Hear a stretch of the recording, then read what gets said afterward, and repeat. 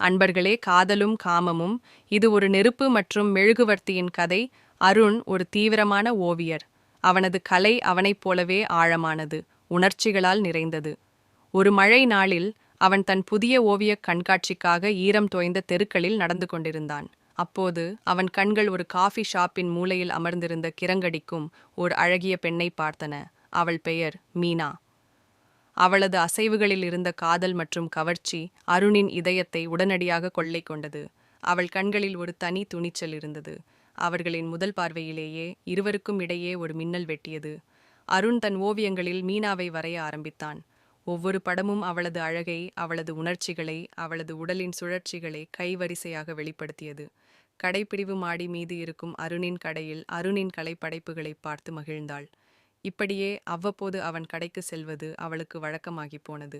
ஒரு நாள் அவள் அவனிடம் கேட்டாள், நீங்கள் என்னை வரையும் போது உங்கள் மனதில் என்ன நினைக்கிறீர்கள்? அவன் சிரித்தான்.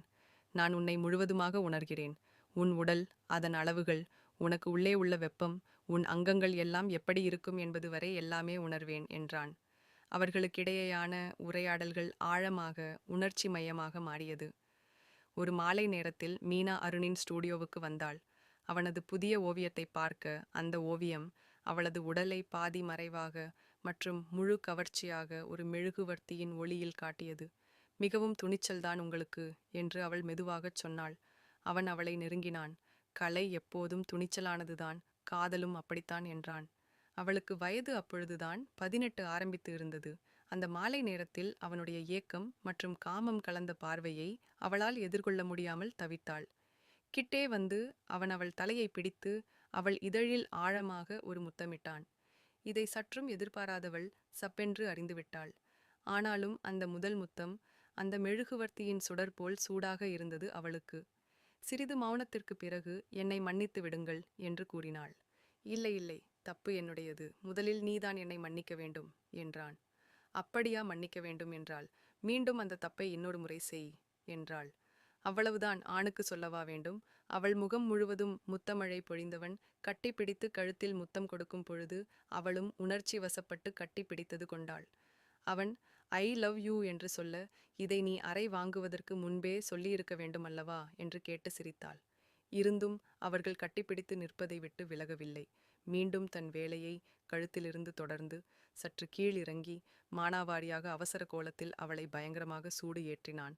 முளை காம்பில் வராத பாலை வருவது போல் என்னை கொண்டு மென்மையாக சப்பி குடித்தான்.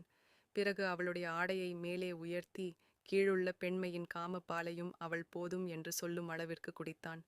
அந்த செய்கையில் அவள் துடியாய் துடித்தாள். அந்த நாக்கு போடுதலில் அவள் உச்சமடைந்தாள். பிறகு அவருடைய வேட்டியை உருவிவிட்டு அவனின் முரட்டுத்தனமான ஆணுறுப்பை கையால் ஆட்டி ஆட்டி வாய் வைத்து நன்றாக சப்பி கொடுத்தாள்.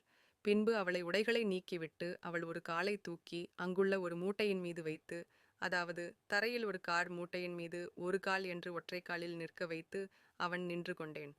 பெண்மையின் தன் தடித்த வெப்பமான தடியை உள்ளே மிகவும் பொறுமையாக செலுத்தி சொருகி முடிந்தவுடன் அவனால் தாங்க முடியாமல் நன்றாக வைத்து சாத்து சாத்து என்று சாட்டிக்கொண்டே இருந்தாள். அவளும் இன்னும் வேண்டும் வேண்டும் என்று வாங்கிக் கொண்டே இருந்தாள். 15 நிமிடம் நடந்த அந்த வேலை போதும் போதும் எனும் அளவிற்கு பலவித பொசிஷன்களின் செய்யென்று இருவரும் மாடி மாடி வைத்து செய்து கொண்டார்கள். அன்றைய பொழுது அவளுக்கு மறக்க முடியாத பொழுதாக அமைந்தது அவர்களுக்கு. காதல் மட்டுமே வாழ்க்கையை நடத்தாது. மீனா குடும்பம் ஊரில் பெரிய மற்றும் ஊர் தலைவரின் குடும்பப் பெண் அவள். அந்த குடும்பத்தின் சட்ட திட்டங்களை அவ்வளவு சுலபமாக உடைத்துவிட்டு வெளியே வர இயலாது.